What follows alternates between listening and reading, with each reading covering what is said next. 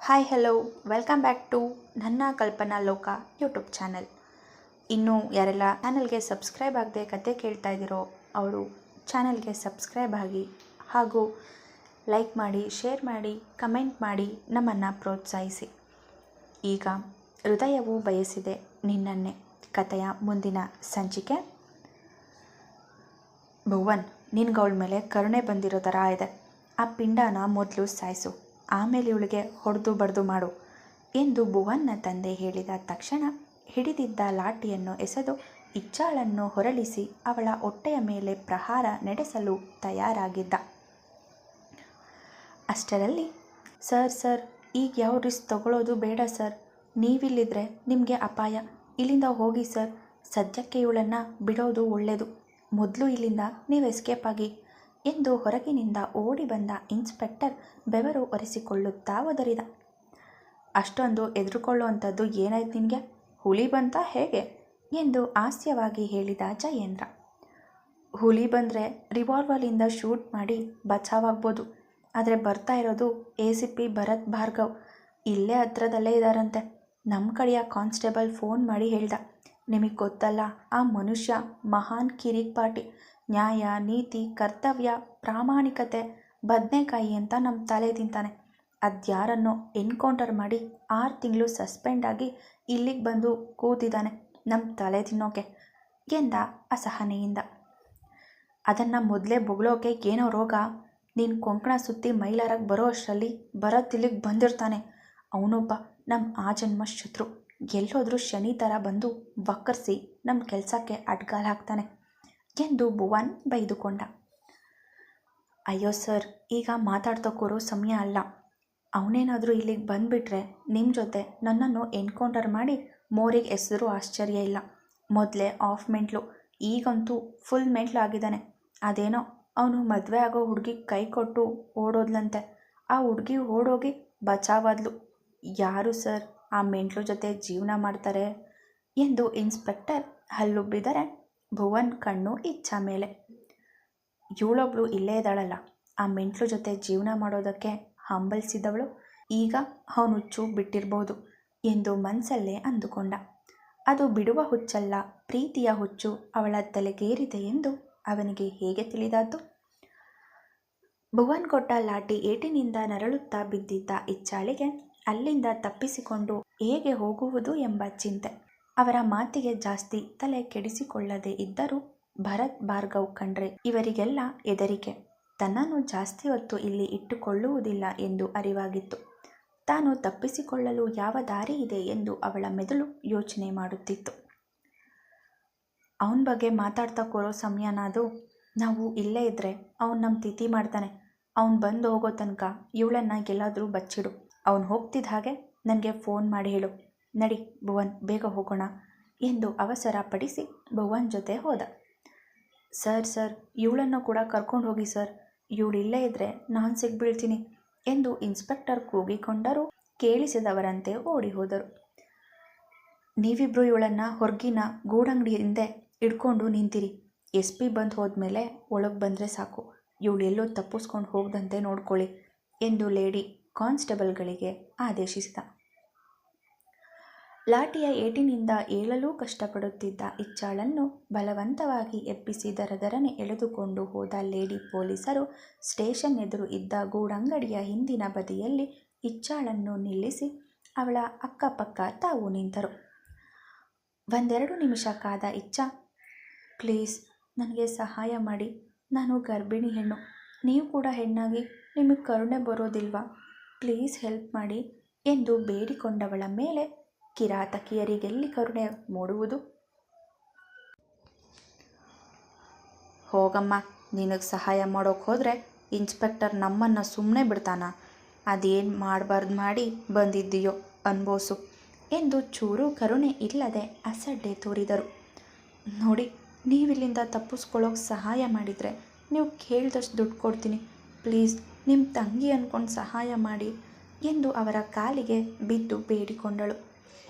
ಮುಖ ನೋಡಿಕೊಂಡರೆ ಹೊರತು ಸಹಾಯ ಮಾಡಲು ಮನಸ್ಸು ಮಾಡದಾಗ ಅವರಿಬ್ಬರ ಕಾಲು ಹಿಡಿದು, ಅಕ್ಕ, ನಾನು ನನ್ನ ಮಗುನ ಉಳಿಸ್ಕೋಬೇಕು, ಈಗ ನನಗಂತ ಇರೋದು ಈ ಮಗು ಮಾತ್ರ, ನನ್ನ ಕಂದನನ್ನು ಬಿಟ್ಟರೆ ನನ್ನವರು ಯಾರೂ ಇಲ್ಲ. ಇದೊಂದು ಸಲ ಸಹಾಯ ಮಾಡಿ ಪುಣ್ಯ ಕಟ್ಕೊಡಿ. ಇವತ್ತು ನೀವು ಸಹಾಯ ಮಾಡಲಿಲ್ಲ ಅಂದರೆ ಮಗು ಜೊತೆ ನನ್ನ ಪ್ರಾಣ ಕೂಡ ಹೋಗುತ್ತೆ. ಅವರಿಬ್ಬರು ನನ್ನನ್ನು ಬದುಕೋದಕ್ಕೆ ಬಿಡೋದಿಲ್ಲ. ನರರೂಪದ ರಾಕ್ಷಸರು ಅವರು. ಈಗಾಗಲೇ ಅವರಿಂದ ಚಿತ್ರಹಿಂಸೆ ಅನುಭವಿಸಿದ್ದೀನಿ. ನನ್ನ ಮಗುಗೋಸ್ಕರ ಇನ್ನೂ ಬದುಕಿದ್ದೀನಿ. ನನ್ನ ಮಗುನ ಉಳಿಸಿ ಅಕ್ಕ ಎಂದು ತನ್ನ ಅಹಂಕಾರ, ಒಣ ಜಂಬ ಎಲ್ಲ ಮರೆತು ತನ್ನ ಮಗುವಿನ ಉಳಿವಿಗಾಗಿ ಅವರಲ್ಲಿ ಬೇಡಿಕೊಂಡಳು ಇಚ್ಛಾ ಎನ್ನುವ ಗಟ್ಟಿ ಹೆಣ್ಣು ಮಗು ತನ್ನ ಒಡಲಿಗೆ ಬಿದ್ದ ಮೇಲೆ ಮೆದುವಾಗಿದ್ದಳು. ಈಗ ತನ್ನ ಕಂದನ ಉಳಿವಿಗಾಗಿ ಯಾರ ಕಾಲಿಗೆ ಬಿದ್ದು ಬೇಡಲು ತಯಾರಾಗಿದ್ದಳು. ಆಯ್ತಮ್ಮ, ನಿನಗೆ ಸಹಾಯ ಮಾಡ್ತೀವಿ. ನಮಗೆ 50,000 ಕೊಟ್ಟರೆ ನಿನ್ನನ್ನು ಹೋಗೋದಕ್ಕೆ ಬಿಡ್ತೀವಿ.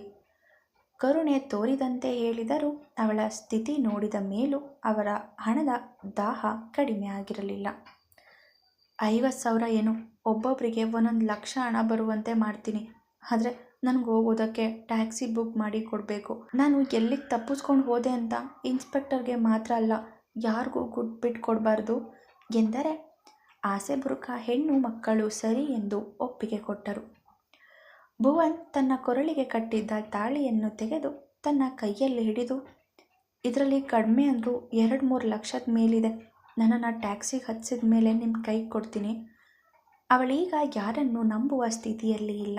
ಎಲ್ಲರೂ ಹಣಕ್ಕಾಗಿ ಕುತ್ತಿಗೆ ಕುಯ್ಯುವ ದ್ರೋಹಿಗಳೇ ಇರುವುದು ಎಂದು ಅವಳಿಗೆ ತಿಳಿದ ಸತ್ಯ. ಮಾಂಗಲ್ಯ ಕುತ್ತಿಗೆಯಿಂದ ತೆಗಿಬಾರ್ದು, ಗಂಡನ ಆಯುಷ್ಯಕ್ಕೆ ಕುತ್ತು ಬರುತ್ತೆ. ಗರ್ಭಿಣಿ ಎಂದು ನೋಡದ ಕಿರಾತಕಿಯರಿಗೆ ಈಗ ಭುವನ್ ಆಯುಷ್ಯದ ಚಿಂತೆ. ನನಗೆ ನರಕ ತೋರಿಸೋದಕ್ಕೆ ಅಂತಾನೆ ನನ್ನ ಕೊರಳಿಗೆ ಕಟ್ಟಿದ ನೇಣು ಕುಣಿಕೆ ಇದು. ನನ್ನ ಮಗುವನ್ನು ಕೊಲ್ಲೋಕೆ ಪ್ರಯತ್ನಿಸಿದ್ದಾನೆ ಅಂದಮೇಲೆ ಅವನಿಗೆ ಬದುಕೋ ಹಕ್ಕಿಲ್ಲ. ತಾಳಿ ಕಟ್ಟಿದವನಿಗಿಲ್ಲದ ಬೆಲೆ ಈ ತಾಳಿಗೂ ಇಲ್ಲ. ಬರೀ ಚಿನ್ನದ ಸರ ಇದು.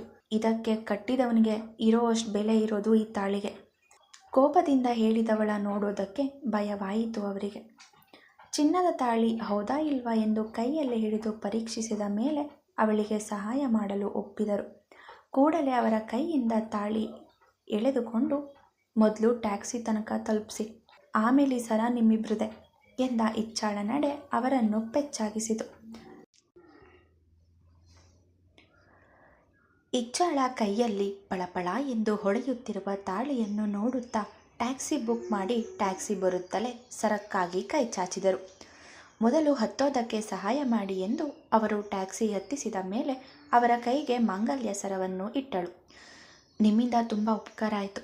ಈ ಜನ್ಮದಲ್ಲಿ ನಿಮ್ಮನ್ನು ಮರೆಯೋದಿಲ್ಲ ಎಂದು ಬಾಯಿ ಮಾತಿಗೆ ಹೇಳಿದರೂ ಅವಳಲ್ಲಿ ಎಲ್ಲರ ಬಗ್ಗೆ ಜಿಗುಪ್ಸೆ ಮನೆ ಮಾಡಿತ್ತು. ಹೆಣ್ಣು ಹೊನ್ನು ಮಣ್ಣಿಗಾಗಿ ಕರುಣೆ ಮಾನವೀಯತೆಯನ್ನು ಮರೆಯವರಲ್ಲ ಎಂದು ಬೇಸರವಾಗಿತ್ತು. ತಾನು ಉಳಿದುಕೊಂಡಿದ್ದ ಪೀಜಿಗೆ ಅವಳು ಬರುವಷ್ಟರಲ್ಲಿ ರಾತ್ರಿ 10:30 ಕಳೆದಿತ್ತು. ಕ್ಯಾಬ್ ಡ್ರೈವರ್ ಸಹಾಯದಿಂದ ಮನೆ ಬಾಗಿಲು ತನಕ ನಡೆದು ಬಂದು ಕಾಲಿಂಗ್ ಬೆಲ್ ಮಾಡಿದಳು. ಕಾಲಿಂಗ್ ಬೆಲ್ ಸದ್ದಿಗೆ ಬೆಚ್ಚಿಬಿದ್ದ ಮನೆ ಮಂದಿ ಹೊರಗೆ ಇರುವವರ ಪರಿಚಯದ ವ್ಯಕ್ತಿ ಎಂದು ಖಾತ್ರಿಪಡಿಸಿಕೊಂಡೇ ಬಾಗಿಲು ತೆರೆದಿದ್ದರು. ತನ್ನ ಸ್ಥಿತಿ ಹೇಳಿ ಪಿಜಿ ಬಿಟ್ಟು ಹೋಗುವುದಾಗಿ ಹೇಳಿದಾಗ ಅವರೇ ಅವಳಿಗೆ ಆನಂದನವನದ ಅಡ್ರೆಸ್ ಹಾಗೂ ಫೋನ್ ನಂಬರ್ ಕೊಟ್ಟು ಅಲ್ಲಿಗೆ ಹೋಗೋದಕ್ಕೆ ಹೇಳಿದರು. ಅಲ್ಲಿ ಬಡತನ ಇದೆ, ಆದರೆ ನಿನ್ನ ಜೀವಕ್ಕೆ ಯಾವ ಅಪಾಯವೂ ಬರೋದಿಲ್ಲ. ನೀನು ಅಲ್ಲಿದ್ದೀಯಾ ಅಂತ ಯಾರಿಗೂ ಯೋಚನೆ ಕೂಡ ಮಾಡೋದಕ್ಕೆ ಸಾಧ್ಯ ಇಲ್ಲ ಎಂದವರು ಟ್ಯಾಕ್ಸಿ ಕಳಿಸಿಕೊಟ್ಟು ಕೆಲವು ಬಟ್ಟೆ ಅಗತ್ಯದ ವಸ್ತುಗಳನ್ನಷ್ಟೇ ತೆಗೆದುಕೊಂಡು ತನ್ನ ಕಾರಲ್ಲೇ ಇಚ್ಛಾಳನ್ನು 250 ಕಿಲೋಮೀಟರ್ ದೂರದಲ್ಲಿ ಇರುವ ಆನಂದನವನಕ್ಕೆ ಬಿಟ್ಟು ಬಂದಿದ್ದರು. 11 ಗಂಟೆಯ ರಾತ್ರಿಗೆ ಹೊರಟವರು ಸುತ್ತು ಬಳಸಿ ದಾರಿಯಲ್ಲಿ ಬಂದು ಬೆಳಗಿನ ಜಾವ ದೂರದ ಪುಟ್ಟ ಊರಲ್ಲಿ ಇದ್ದ ಆನಂದನವನಕ್ಕೆ ಬಂದಿದ್ದರು. ತಮಗೆ ಪರಿಚಯ ಇರುವ ನಂದಿನಿ ಅವರ ಬಳಿ ಇಚ್ಛಾಳ ಪರಿಸ್ಥಿತಿಯ ಹೇಳಿ ಅವಳನ್ನು ಅಲ್ಲಿ ಬಿಟ್ಟು ಬಂದ ದಾರಿಯಲ್ಲಿ ಹೋಗದೆ ಇನ್ನೊಂದು ಹಾದಿಯಲ್ಲಿ ಹೋಗಿದ್ದರು. ನಂದಿನಿ ಅಮ್ಮನ ಆರೈಕೆಯಲ್ಲಿ 25ಕ್ಕೂ ಹೆಚ್ಚು ಇದ್ದ ಪುಟ್ಟ ಮಕ್ಕಳ ಜೊತೆ ಅವರ ದೊಡ್ಡ ಅಕ್ಕನಂತೆ ಚೆನ್ನಾಗಿಯೇ ಸಮಯ ಕಳೆಯುತ್ತಿದ್ದವಳಿಗೆ ಬಂದು 4-5 ದಿನದಲ್ಲೇ ಅಲ್ಲಿನ ಕಷ್ಟದ ಅರಿವಾಗಿತ್ತು. ಆನಂದನವನದ ಖರ್ಚಿಗೆ ಹೊರಗಿನ ದಾನಿಗಳಿಂದ ಯಾವ ಹಣವೂ ಬರುತ್ತಿರಲಿಲ್ಲ. ನಂದಿನಿ ಅವರ ಅಗಲಿದ ಪತಿ ಆನಂದ್ ಅವರು ಇಟ್ಟ ಹಣದಲ್ಲೇ ಹೇಗೋ ಮಕ್ಕಳ ಜೀವನ ಹೋಗುತ್ತಿತ್ತು. ಅಲ್ಪ ಸ್ವಲ್ಪ ಧನ ಅವರಿವರಿಂದ ಬಂದರೂ ಯಾವ ಮೂಲೆಗೂ ಸಾಲುತ್ತಿರಲಿಲ್ಲ. ಮಕ್ಕಳ ಸಂಖ್ಯೆ ದಿನದಿಂದ ದಿನಕ್ಕೆ ಹೆಚ್ಚುತ್ತಿತ್ತು. ತಮ್ಮಿಂದ ಸಾಧ್ಯವಾದಷ್ಟು ತಾವೇ ದುಡಿದು ಮಕ್ಕಳ ಹೊಟ್ಟೆ ತುಂಬಿಸುತ್ತಿದ್ದರು ನಂದಿನಿ. ಸರ್ಕಾರಿ ಶಾಲೆಗೆ ಮಕ್ಕಳು ಹೋಗುವುದರಿಂದ ಓದಿನ ಖರ್ಚೇನೂ ಇಲ್ಲದಿದ್ದರೂ ಅವರ ದಿನನಿತ್ಯದ ಉಡುಪು ಅಷ್ಟಕ್ಕಷ್ಟೆ. ಅಲ್ಲಲ್ಲಿ ಹರಿದಿರುವ ಬಟ್ಟೆಗಳಿಗೆ ಹೊಲಿಗೆ ಹಾಕಿ ಹೇಗೋ ಹಾಕಿಕೊಳ್ಳುತ್ತಿದ್ದರು. ಇದನ್ನು ನೋಡಿದ ಇಚ್ಛಾಳ ಮನಸ್ಸು ಮರುಗಿತು. ತಾನು ಬ್ಯಾಂಕ್ನಲ್ಲಿ ಭದ್ರವಾಗಿ ಇರಿಸಿದ ಸ್ವಲ್ಪವೇ ಹಣ ತಂದು ತಿಂಗಳ ಖರ್ಚಿನ ಜೊತೆ ಮಕ್ಕಳಿಗೆ ಒಳ್ಳೆಯ ಬಟ್ಟೆ, ತಿನ್ನೋದಕ್ಕೆ ಒಳ್ಳೆ ಊಟದ ವ್ಯವಸ್ಥೆ ಮಾಡಿದಳು. ಅವಳು ಕೊಟ್ಟ ಉಡುಪು ತೊಟ್ಟ ಮಕ್ಕಳಿಗಂತೂ ಇಚ್ಛಾ ದೇವರೇ ಆಗಿದ್ದಳು. ಪಕ್ಕದ ಆರೋಗ್ಯ ಕೇಂದ್ರಕ್ಕೆ ತಿಂಗಳ ಚೆಕಪ್ಗೆ ಹೋಗಿ ಮಗು ಆರೋಗ್ಯದಿಂದ ಇದೆ ಎಂದು ಖುಷಿಯಿಂದ ಮಗುವಿನ ಜೊತೆ ಸಮಯ ಕಳೆಯುತ್ತಿದ್ದಳು. ದಿನಗಳು ಕಳೆದಂತೆ ಇಚ್ಛಾಳಿಗೆ 8 ತಿಂಗಳು ತುಂಬುವಾಗ ನಂದಿನಿಯವರೇ ಅವಳಿಗೆ ಹಸಿರು ಬಣ್ಣದ ಸೀರೆ ಕೊಡಿಸಿ ಮಕ್ಕಳ ಜೊತೆ ಸೇರಿ ಅಕ್ಕಪಕ್ಕದವರನ್ನು ಸೇರಿಸಿ ಸೀಮಂತ ಶಾಸ್ತ್ರ ಮಾಡಿದರು. ಅಂದು ಕೂಡ ದಿನ ತುಂಬಿದ ಬಸುರಿ ಇಚ್ಛಾ ಚೆಕಪ್ಗೆಂದು ಆರೋಗ್ಯ ಕೇಂದ್ರಕ್ಕೆ ಹೋಗಿದ್ದಳು. 2 ದಿನಗಳಲ್ಲಿ ಯಾವಾಗ ಬೇಕಾದರೂ ಹೆರಿಗೆ ಆಗಬಹುದು, ಆದಷ್ಟು ಹುಷಾರಾಗಿರಿ, ಹೊಟ್ಟೆ ನೋವು ಸೊಂಟ ನೋವು ಕಾಣಿಸಿಕೊಂಡರೆ ಕೂಡಲೇ ಬನ್ನಿ ಎಂದಿದ್ದರು.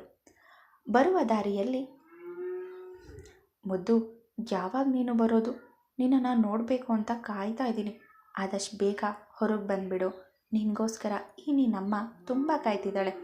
ಯಾವಾಗ ಬರ್ತೀಯ ನೀನು ಎನ್ನುತ್ತಾ ತನ್ನ ಉದರದ ಮೇಲೆ ಕೈಯಾಡಿಸಿದವಳ ಮೊಗದಲ್ಲಿ ಕಾಣುತ್ತಿತ್ತು ಅವಳ ಸಂತಸ. ನೀನು ಬಾ ಅಂದಮೇಲೆ ಬರದೇ ಇರ್ತೀನ ಇಚ್ಛಾ? ನೀನು ಬಾ ಅಂತಿದ್ದ ಹಾಗೆ ನಾನು ಬಂದಾಯಿತು ಎಂದು ಎದುರಿನಿಂದ ಭುವನ್ ಧ್ವನಿ ಕೇಳಿದಂತಾಗಲೂ ಗಾಬರಿಯಿಂದ ತಲೆ ಎತ್ತಿ ನೋಡಿದಳು. ತನ್ನೆದುರು ಕಂಡ ಗರುಡುಗಂಬದಂತೆ ಬಂದು ನಿಂತವನ ಕಂಡು ಹೆದರಿಕೆ ಶುರುವಾಯಿತು.